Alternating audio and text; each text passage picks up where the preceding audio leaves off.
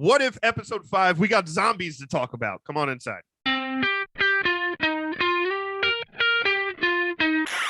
What's up, everybody? Robert Chris here, and today we're talking about Marvel's What If Marvel Zombies. That's right, guys. Marvel Zombies, those of you who may or may not know, was based on the iconic Marvel comic book storyline. Back in 2005-2006, the great Walking Dead writer Robert Kirkman came into Marvel to write a fantastic zombie storyline. Zombies were the Avengers kept their intellect and their superpowers and rained terror upon the world. Very dark, very gruesome. A couple years after that, we saw the Marvel Zombies world resurface in Secret Wars. That's where Dr. Doom got the Infinity Gauntlet, became God Doom, and he brought all these different worlds into order, and we saw that zombies world one more time. Well, Marvel realized how much we love zombies and made that a key focal point to their latest What If episode. Now, this episode starts off like many of the other What If episodes. Takes something from the MCU and takes it and twists it a little bit to get this crazy story. This takes place right at the beginning of Infinity War. Where Hulk smashes down through the Sanctum Sanctorum. Comes out and the world is full of zombies. In this world, the zombie outbreak was a cause of a quantum virus. That's right. When Hank Pym went down to the quantum world to try to get his wife, Janet, he found her, but looks like she contracted a deadly quantum virus. It infected Hank Pym and then the rest of the world within the next 24 hours. So, super dark of a beginning to a show, man. Yeah, it was. And I kind of liked how they made the quantum realm a part of it. Kind of this zombified virus in an already crazy world with heroes and different things with gamma radiation. And we kind of get that immediate connection from Ant-Man and the Wasp to Infinity War, right? We see like Ebony Maw come down to Earth and do his little spiel again, which was really cool to see. Like Thanos' forces are still planning to get to Earth and they have no idea that there's a zombie apocalypse taking place either. So we get that, and obviously like the cool fight, and you know, these new Avengers are kind of the Avengers that are left. Yeah, the only people that are left. The only people that are left, they come in to save the day and kind of save Banner, who, like in Infinity War, is dealing with a little Hulk issue, needs a little encouragement. But yeah, so it's just a happy little blue pill he needs, you know, just to get ready, blue pill. Just to get up, he's good. Just to get Hulk out of there. So we see, like, you know, Iron Man gets killed immediately when he's a zombie. We get, you know, Wong and Strange. And also, again, Rob, we have just amazing, you know, Strange's cape. Strange's cape is the MVP. Coming in clutch again.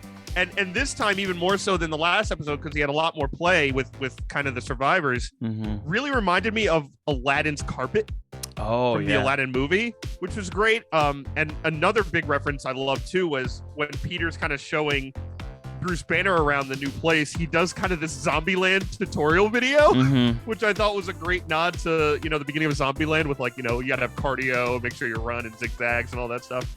But yeah, no, the surviving Avengers were great, and I thought it was an interesting way to bring characters who don't really usually get to kind of play with each other in the movies because of time restraints into this animated world.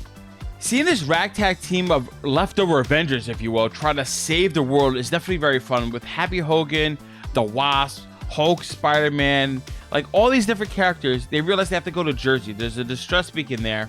It's the only hope left, right? And on the adventures, they start losing members left and right, which shows you that the stakes are real in this universe. One of the coolest things, you saw zombie Captain America and the Winter Soldier fight, which is awesome. But ultimately, they get to the last stop, if you will, on the train after the Wasp sacrificed herself. And we see Vision is there. Vision has this base here, says he has a cure. We see Scott Lang was saved. We thought he was dead in the beginning because he was at, you know, ground zero. Yeah. Just a head remaining in a Futurama jar, right? Trying to, like, survive and quack wise as he does. And in there, we see a zombified Scarlet Witch who's immune to the cure that Vision has created. And if Vision realizes, hey, like, I know I should have put her down, essentially killed her, but I didn't have the strength to do so. Yeah, that was interesting, because you get there and you're like, oh, good, Vision's there. Like, he's an android. He's not going to get infected. This is great. And then as it goes on, you're like, wait a minute, like, something's off. Like, you can tell, like, it's getting darker and darker, and he's getting a little quiet. And I'm like, oh, no, something's off. And they kind of give us the flip, right? It's kind of like, you know, Vision Wanda instead of Wanda Vision. Yeah, right. Where he's holding on to what's left of Wanda, trying to find a cure. Her powers are too strong for it to take hold of her. And he's kind of Hannibal Lectering people, right? Like he's cutting off like Black Panther's leg and like doing crazy stuff like that. Crazy, like you like feeding her like a piranha. Like here's your meat, here you go. So this is one of the problems I had with the episode, because then he goes from that to like, you know what, you're right, and just helps them escape. And it's like very abrupt, and he's like, and oh, by the way, here's the Mind Stone, just take it out of my head. And then Wanda, in her zombified, thinks that like they did it to him. Yeah. So that's where it kind of lost me in that kind of chaos. I think that was just due to time restraints, right? Like this is a 2-hour movie in half an hour, and we only get half of the movie, right? Like I think if they had time to elaborate those plots, I think we would have got that. And like you see Vision come around logically, would have made sense. Maybe. I mean, I think we're gonna get a part 2 of this regardless, right? It has to. We know by the end it's just Peter, Black Panther, and Scott's head with capes, with the strange cape, which I thought was cool because it allows him to kind of move. Oh, how great was it when he was escaping? He was like, "Wingardium Leviosa." That like, was hilarious.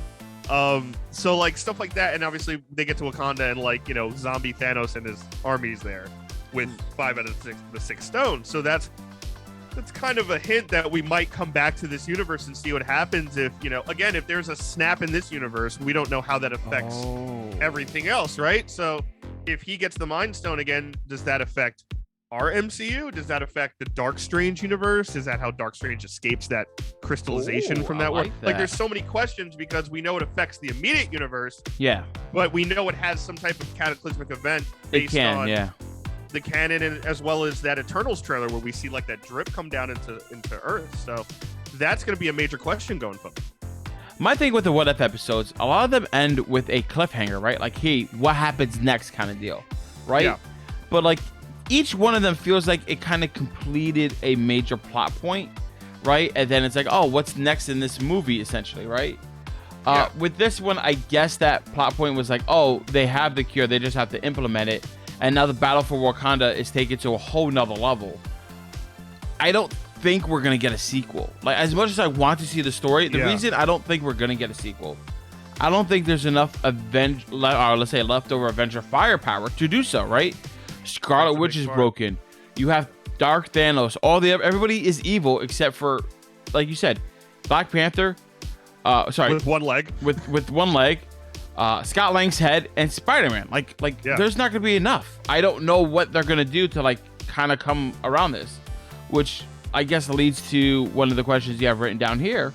Like, where's Thor? Where's Thor? The Guardians of the Universe, Captain Marvel, the Nova Corps, all these outside forces, right? Yeah. Maybe in this universe they come down to kind of fight off everything, or like they quarantine the planet so nobody gets off, right? There's so many different what if scenarios after. And I think that's I'm starting to understand that's the point of the show, right? Like totally. They give you the one if, and then at the end of it, you're asking so many more questions about this one universe that you can't wait for another episode because you want to see what happens next. But like, we might not get that closure, at least not in this season. Maybe, yeah, you could totally be right, and I think you're on the right track. I think that's the point of the show, right? Like, they're giving you these scenarios that makes you ask questions and think more about it later, and kind of go down the rabbit hole, if you will, of possibilities. But I think even in this episode, even more so than other episodes, this is the possibility for a sequel, because they're basically following Infinity War in their way, right? Like, it's their version of Infinity War mixed with zombies and like The Last of Us, right? Like, it's just traveling and trying to get to this place, and here's what we have left. They haven't had their endgame moment, so true.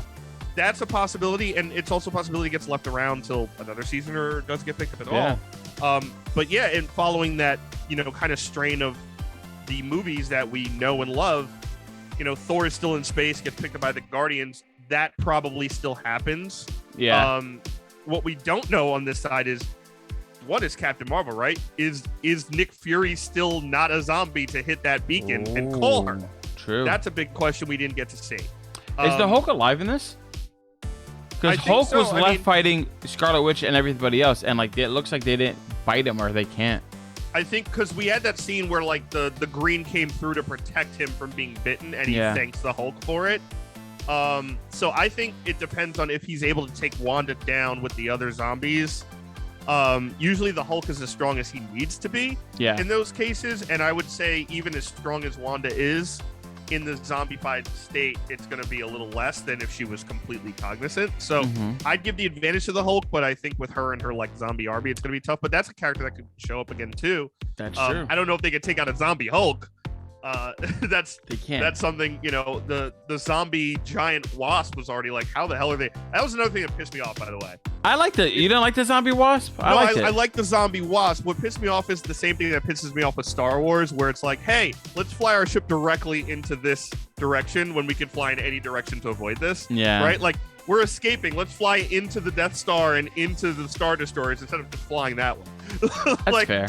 So that was like, really, like, you're gonna fly into her and have her like catch it and grab it. But this wasn't my favorite episode, as you can tell. I much more liked the Strange episode. I thought it was an okay episode. I'm not the biggest fan of the Marvel zombie stuff. Okay. But I did like what I saw. I liked a lot of the fight scenes. I thought the scene in the train station was awesome. Fighting Falcon as he's flying, and then like Peter has to pull the train. Stuff like that was really cool. And with that, ladies and gentlemen, we want to hear your thoughts down in the comments below. What do you thought of Marvel's latest episode of the What If series, What If Zombies? Please, we want to hear your thoughts and theories down below. And guys, thanks so much for watching. Give us a thumbs up, really helps the channel out a lot. If you're new, subscribe and turn those notifications. You don't want to miss any more What If episodes. We're doing them every week for you guys here on the channel. Make sure you check out other videos if you haven't seen them. We got a bunch of other What If stuff, and of course, everything else you could possibly think of. And as always, I'm Chris Heller. That's Rob Moran. We are the Jersey Comic Crew, and we'll see you next time.